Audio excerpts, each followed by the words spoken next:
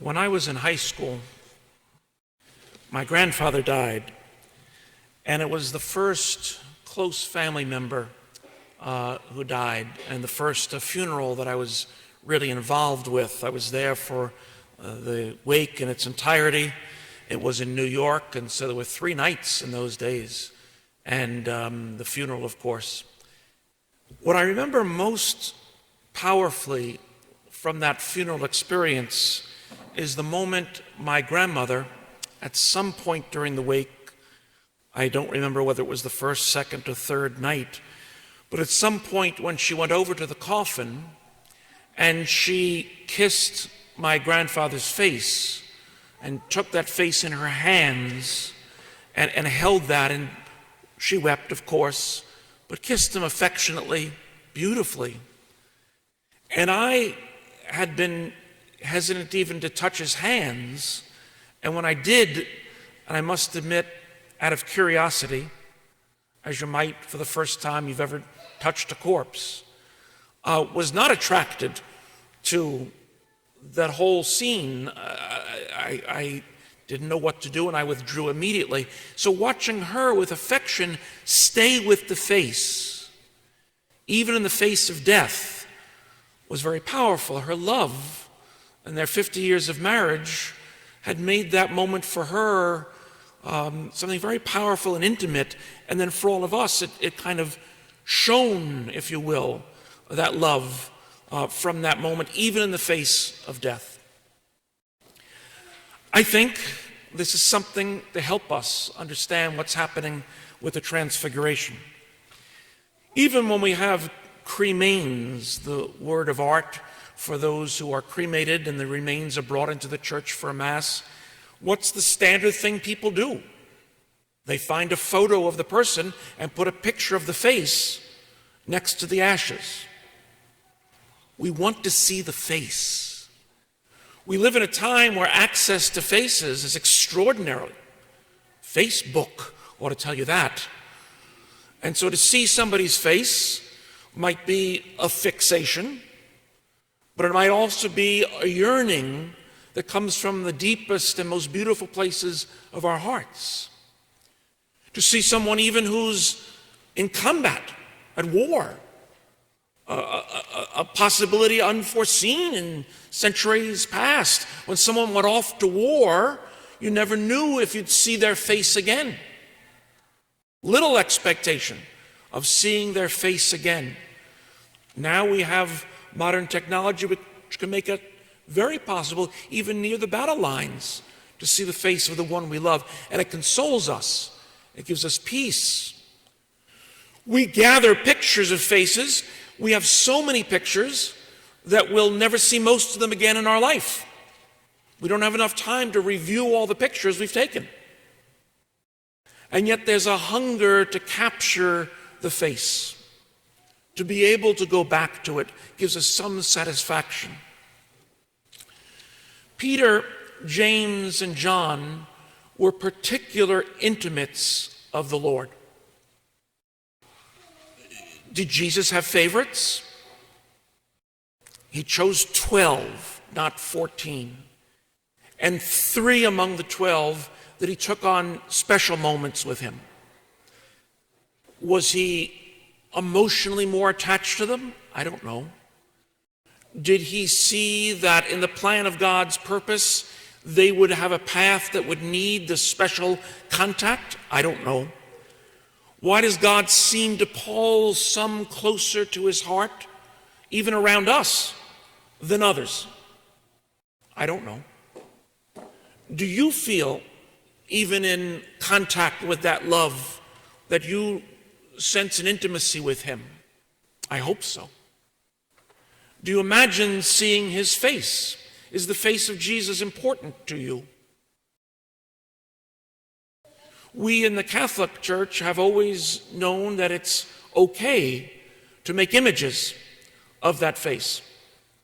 In crucifixes, in drawings, in pictures. In catacomb walls, the first image of the face of Jesus was drawn by Christians huddling together to celebrate this Eucharist, this faith. and they draw on the walls of the catacombs the face of Jesus, perhaps to comfort them, to strengthen their faith, to give them courage even to die. If I can hold his face before me, I can even die for him if they come and find us. There are those who live with that hope and that longing even today in our world. Jesus took Peter, James, and John, his brother, the brother of James, and led them up a high mountain by themselves. And he was transfigured before them. His face shone like the sun. It wasn't like the moon. He wasn't reflecting another light. He was the source. Imagine that. To see a human face become the source of light. Because of imagery and technology, we've seen fantastic things in the movies. We've seen all kinds of things happen before us. But go back to this. Sit with it a bit. Even not only today, but throughout the week, the church gives us always, on the second Sunday of Lent, the gospel of the Transfiguration. Always. If we're going to be moved, converted, transformed, and changed, we begin with this story of the Transfiguration. The face of Jesus shone like the sun, and his clothes became white as light. God from God, light from light, true God from true God. We say week after week, here it is, light from light. Not a created light. This is created light. Even what's up in the sky around us in this beautiful church with its windows is created light from the sun. This is an uncreated light, a light that comes from the divinity itself. Don't you want to hold that face? Don't you want to be kissed by that face? Don't you want to embrace that face, not only in life, but especially in the threat and face of death? This is the face that we're promised to be given in the kingdom. This is the face of eternity, not a dead eternity, but a living eternity, made alive by love. And even earthly death can't stop it. My grandmother was quite convinced that my grandfather's death wouldn't stop her love for him. What will stop our love for Jesus? She, of course, knew his love for her, my grandfather's for my grandmother.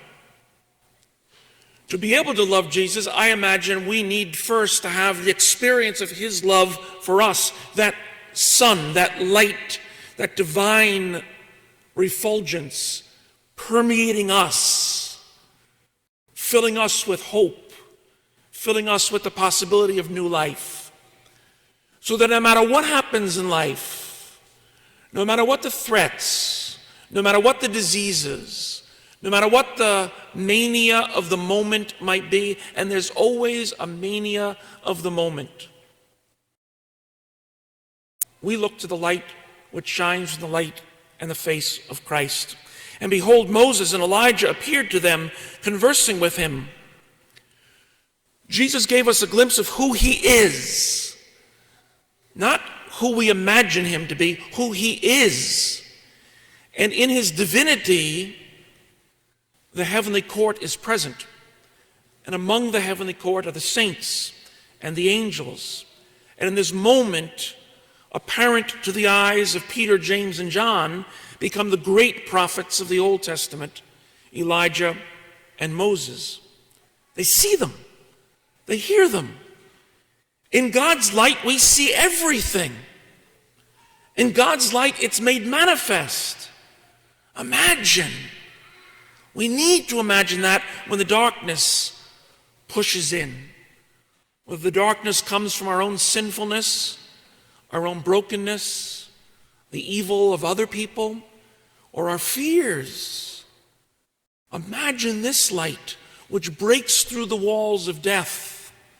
This love which permeates existence, which allows us to break free from fear Then Peter said to Jesus, "Lord, it is good for us to be here." No kidding, Peter. It is good. If you wish, I will make 3 tents. Very practical man. Missing the boat, but very practical.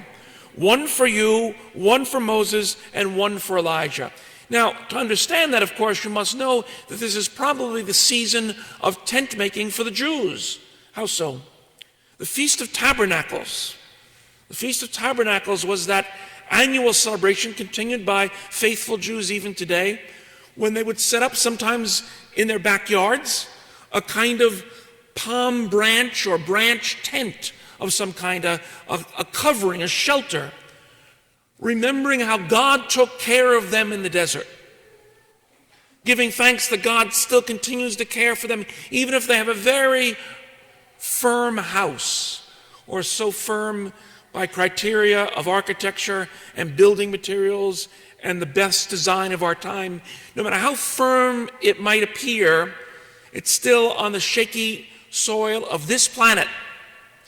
And so by going out to the tabernacles, going out to the shelter that was formed for days of celebration, the Feast of Tabernacles, the Jewish people continued to remind themselves, God brought us through, and he will bring us through, and we go out under the shelter that he provides, not that we pretend we've established for ourselves.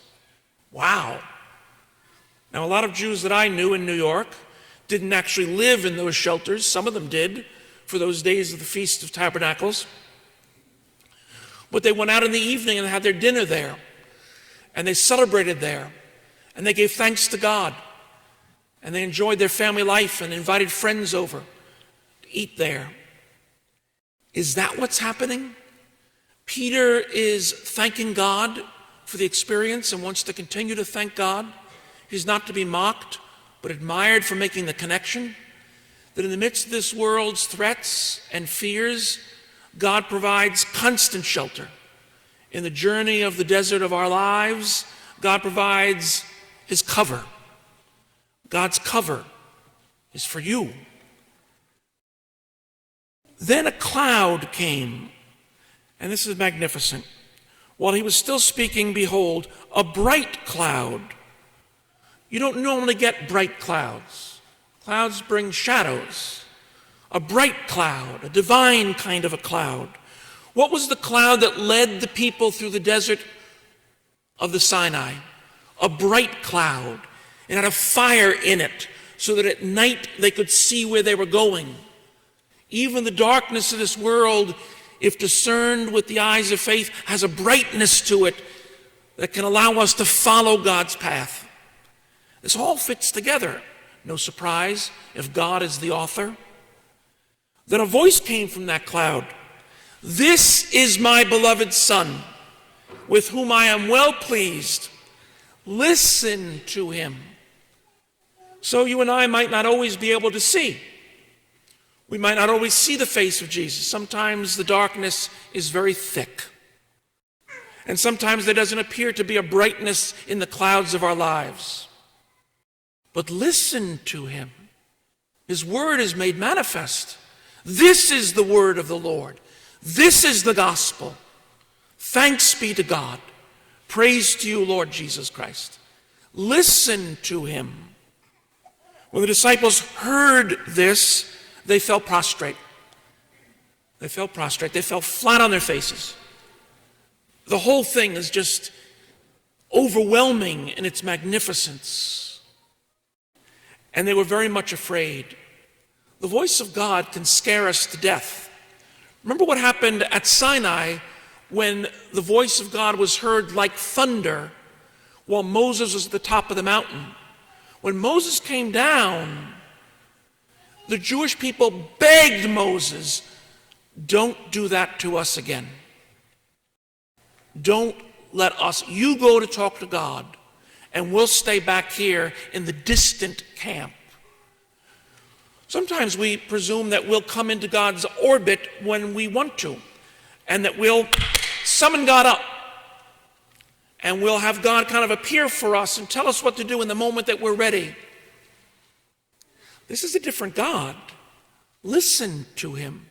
And when his voice comes, sometimes it shakes us.